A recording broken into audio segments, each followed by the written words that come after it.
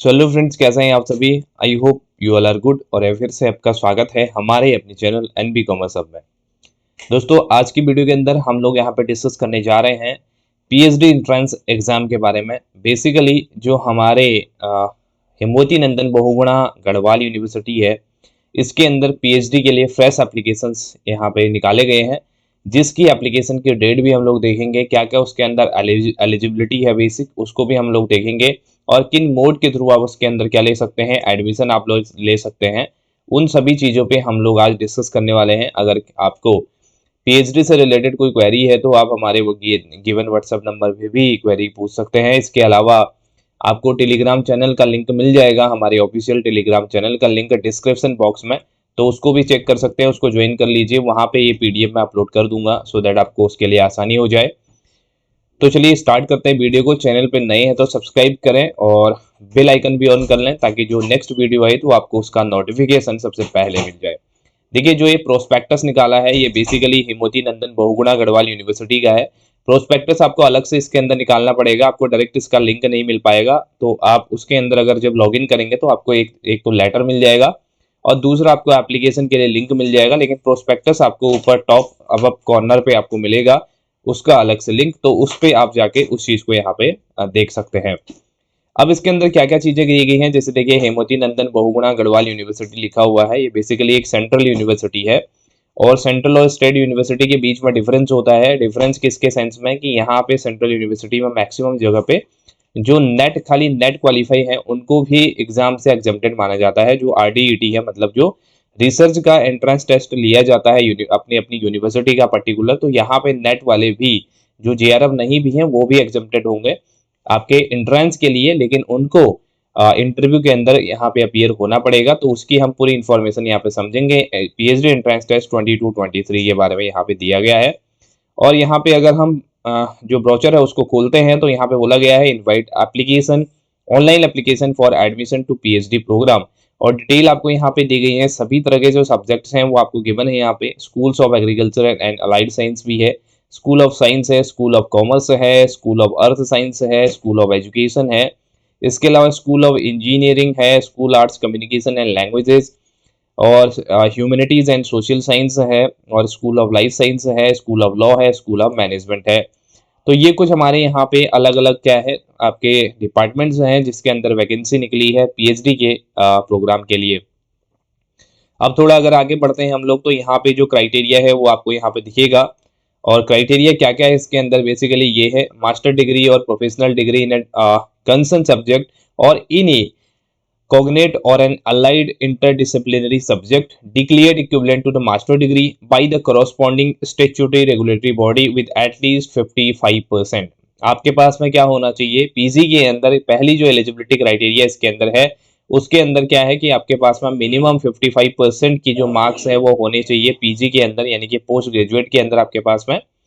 और इसके अलावा इसके अंदर जो आपके रिलैक्सेशन दी गई है, देखिए 5% की जो रिलैक्सेशन है वो यहाँ पे दी गई है किसको, जो SC ST OBC हैं। ओबीसी में नॉन क्रीमी लेयर आ जाएंगे आपके पास में।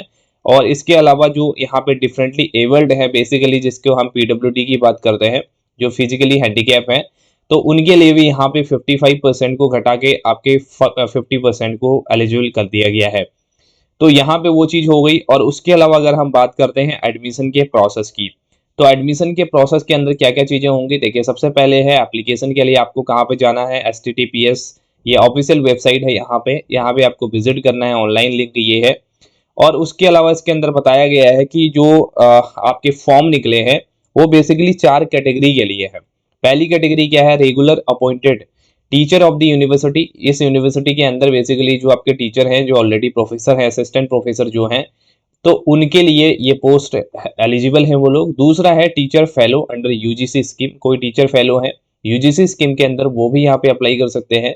तीसरा है नेट जीआरएफ है, या खाली नेट है या स्लेट है, या उत्तराखंड आपका यूटेट, यूटेट कह रहा हूँ, अगर आपका स्टेट एलिजिबिलिटी टेस्ट यानी कि सेट क्वालिफाई है या फिर गेट क्वालिफाई, वो लोग भी यहाँ पे कर सकते हैं। और इसके अलावा यहाँ पे बोला गया है एमफिल कैंडिडेट्स और HNB Garhwal university in the concern subject. तो ये 4 जो हैं आपके, इसके अंदर इनको क्या मिलेगा, एग्जम्प्टेड रहेंगे ये लोग किससे, फॉर्म से बेसिकली।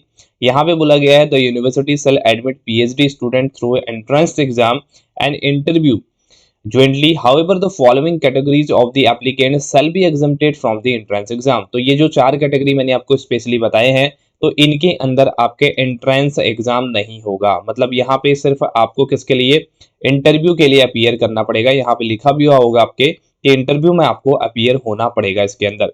तो ये चीज चार, अगर इन चार कैटेगरी में से किसी एक कैटेगरी के अंदर आप यहाँ पे आते हैं तो ऑब्वियसली आपके यहाँ जो एंट्रेंस है जो 70 मार्क्स का होगा तो वो आपका एग्जेम्प्टेड होगा, और आपको जो 30% मतलब 30 मार्क्स का आउट ऑफ 100 रहेगा वो इंटरव्यू रहेगा, अभी हम डिस्कस करेंगे, तो उसमें आपको अपीयर होना पड़ेगा।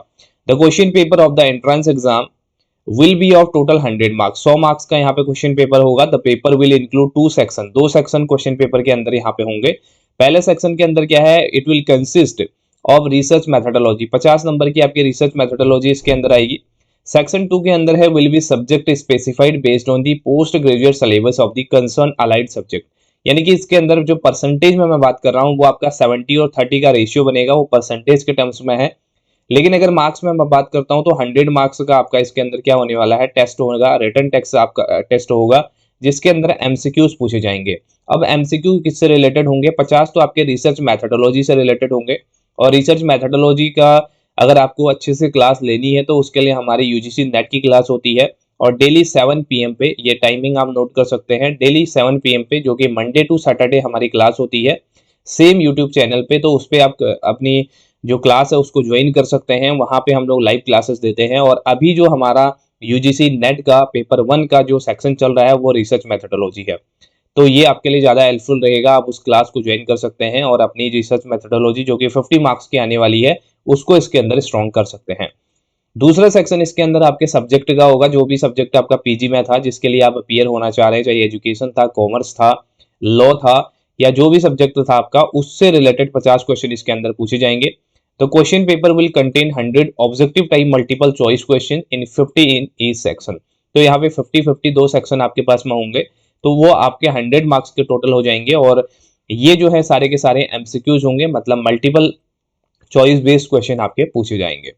ठीक है, तो ये तो बात हुई हमारे पेपर के, जो हमने रिटर्न की बात यहाँ पे करी है। और इसके अलावा the student shall be allowed a maximum of 2 hours to complete the exam. यानी कि एग्जाम के लिए आपको कितना टाइम मिलने वाला है, 2 आवर्स का टाइम इसके अंदर मिलेगा, 2 घंटे का पेपर होगा जिसके अंदर आपको 100 क्वेश्चन करने होंगे। ठीक है, तो ये तो बात हुई हमारे रिटर्न एग्जाम की।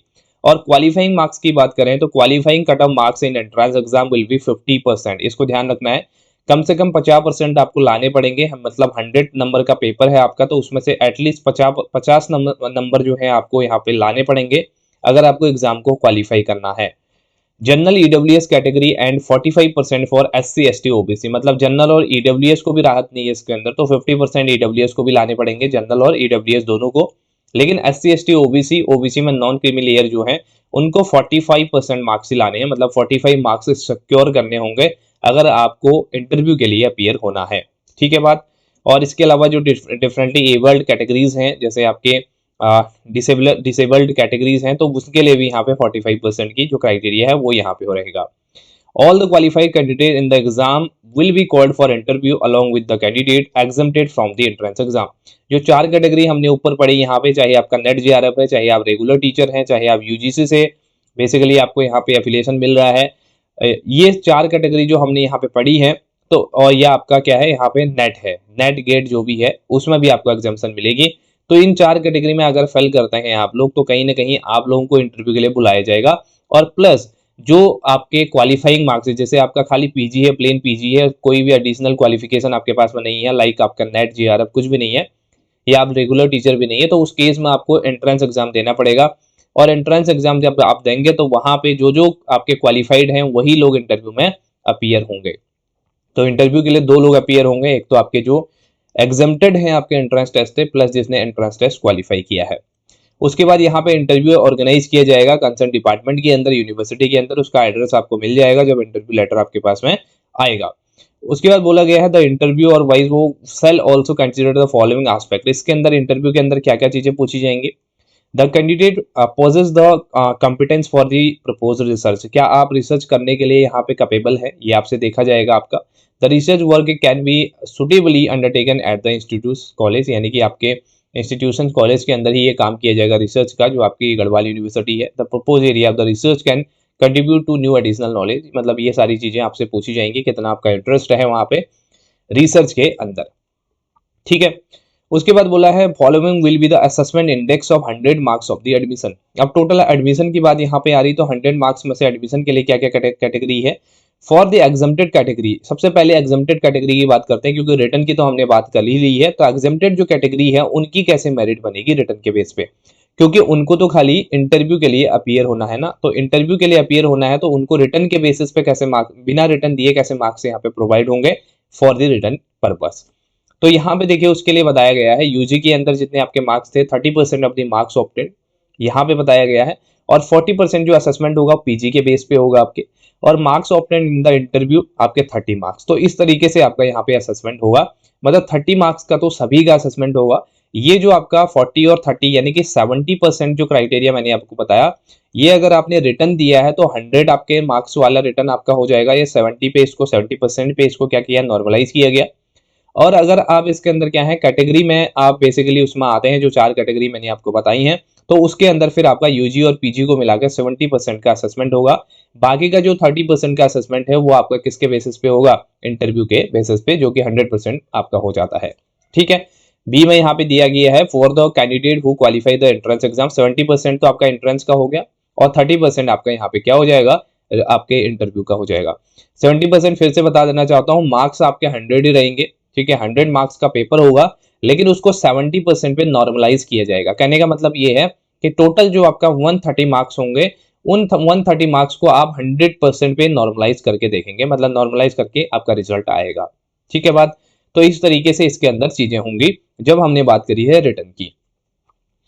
अब उसके बाद बात करें तो यहाँ पे सेशन आपका 22-23 वाला सेशन ये है। Basically all the qualified candidates should bring the hard copy of their online application along with the original document and certificate at the time of interview। Interview के टाइम पे ये सारी चीजें आपको लेके जानी है, ये आपको बताया गया है। उसके बाद फीस की बात करें तो general EWS OBC non creamy layer के लिए 700 की फीस यहाँ पे रखी गई है। SC ST या फिर आपका जो डिफरेंटली एबल्ड पर्सन है उनके लिए 350 रुपीज की फीस यहाँ पे है। अब इंपॉर्टेंट डेट्स की बात अगर हम लोग इसके अंदर करें तो इंपॉर्टेंट डेट में सबसे पहले है आपकी एप्लीकेशन कब स्टार्ट हो रही है। एप्लीकेशन आपकी स्टार्ट हो रही है इसके अंदर 3 मार्च 2023, यानी कि कल इसके एप्लीकेशन ओपन हो चुके हैं। और नेक्स्ट बात करें लास्ट डेट ऑफ सबमिशन आपका जो है 25 मार्च 2023 तक है, जो कि 11:50 रात तक आपको फॉर्म भरने को मिलेगा। करेक्शन की डेट यहाँ पे दी गई है 27 to 29 मार्च 2023, और एडमिट कार्ड डाउनलोड हो सकते हैं 1 अप्रैल 2023 ऑनवर्ड्स। और उसके अलावा डेट ऑफ एंट्रेंस एग्जाम यहाँ पे दी गई है आपके 8 अप्रैल 2023, जो कि सैटरडे आपका दिन है। तो ये सारी डेट्स आपको ध्यान में रखनी है, इस डेट पे आपको अपने काम करने हैं। और किसी तरह का कोई चेंज अगर होगा तो ये अगर डेट में अगर कोई चेंजेस होता है, जैसे एग्जाम की डेट हो गई, वो सारी चीजें तो वो आपके यूनिवर्सिटी की वेबसाइट पे बता दिया जाएगा, ऐसा यहाँ पे बताया गया है। अब इसके बाद बात करते हैं कि सेंटर कौन कौन से हैं इसके अंदर जहाँ पे आपके एग्जाम होगा। तो वो सेंटर आपके 4 हैं। पहला श्रीनगर है गढ़वाल के अंदर, दूसरा है इसके अंदर आपका टेहरी के अंदर, तीसरा है आपका देहरादून, और चौथा न्यू दिल्ली। तो ये 4 आपके क्या है यहाँ पे सेंटर बनाए गए हैं आपके एग्जाम के लिए। तो ये सेंटर में से आप चूज कर सकते हैं अपनी प्रेफरेंस के अकॉर्डिंग, अपनी कन्वीनियंट के अकॉर्डिंग आप सेंटर को चूज कर सकते हैं। The university reserve to right to cancel any of these center if sufficient number of the applicants will not receive university can allot a new center to such applicants। अगर किसी centre के अंदर कोई student allot नहीं होते, 1 या 2 student होता है, तो सेंटर पे एग्जाम नहीं करवाया जाएगा, दूसरी जगह एग्जाम करवा दिया जाएगा। ये यहाँ पर राइट किसके पास है, यूनिवर्सिटी के पास है, ये बताया गया है।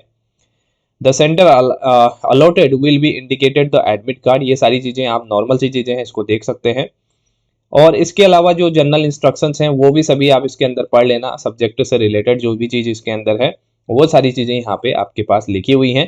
तो ये पीडीएफ मैं टेलीग्राम चैनल पर डाल दूंगा अपने, वहां से आप डाउनलोड करके इसको रीड आउट कर लेना और अपने पास सेव करके रख लेना, क्योंकि बाद में जब रिजल्ट क्लियर होगा तो उस टाइम पे आप लोगों को देखने के लिए ये ज़्यादा सही रहेगा कि कौन कौन से डॉक्यूमेंट ले जाने हैं या कितने इसके अंदर क्या आपकी क्वालिफाइंग मार्क्स हैं, सब कुछ आप इसके अंदर देख सकते हैं। तो ये सारी डिटेल इसके अंदर कुछ ज़्यादा इंपॉर्टेंट है नहीं, आप लोग अपने हिसाब से इसको देख लेना जो जो आपको लगे इंपॉर्टेंट। अब इसके बाद इंपॉर्टेंट चीज पे आते हैं कि कौन से सब्जेक्ट के अंदर कितनी सीट है।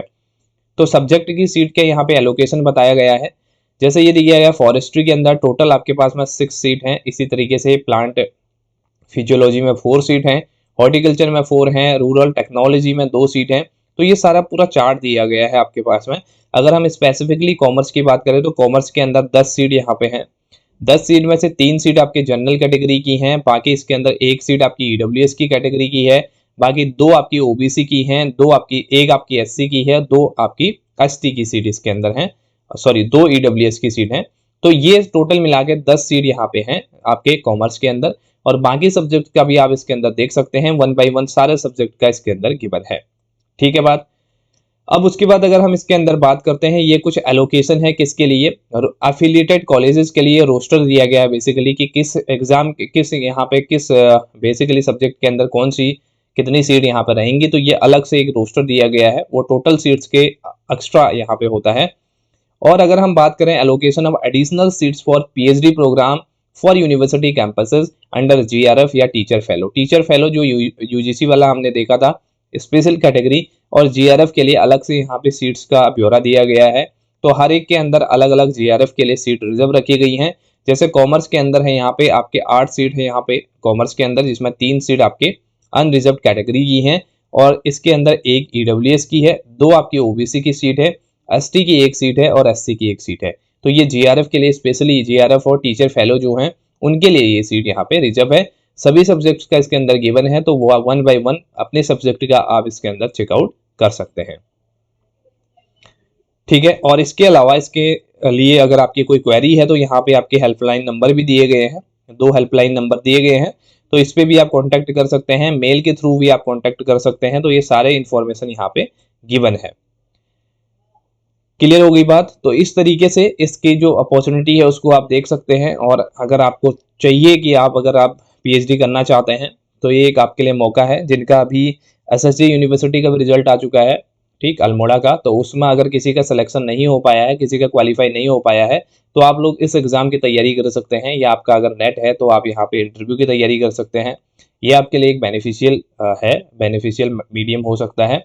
और यहाँ पे सेंट्रल यूनिवर्सिटी है, सेंट्रल यूनिवर्सिटी से पीएचडी करना अच्छी बात है as compare to state university. और यहाँ पे आपकी जो फीस वो सारी चीज़ें हैं वो भी कम रहेंगी। तो इसलिए, और इससे रिलेटेड कोई अगर फर्दर क्वेरी किसी को है या कोई जानकारी चाहिए तो कमेंट बॉक्स में ही पूछ सकते हैं नीचे, मैं आपको उसके लिए रिप्लाई कर दूंगा। सो गाइस, आज की वीडियो में इतना ही। अगर आपको वीडियो पसंद आई तो लाइक करना ना भूलें, और अपने दोस्तों के साथ भी शेयर करें ताकि वो लोग भी अप्लाई कर पाए डेट एंड होने से पहले। Thank you so much, have a nice day, bye bye, take care.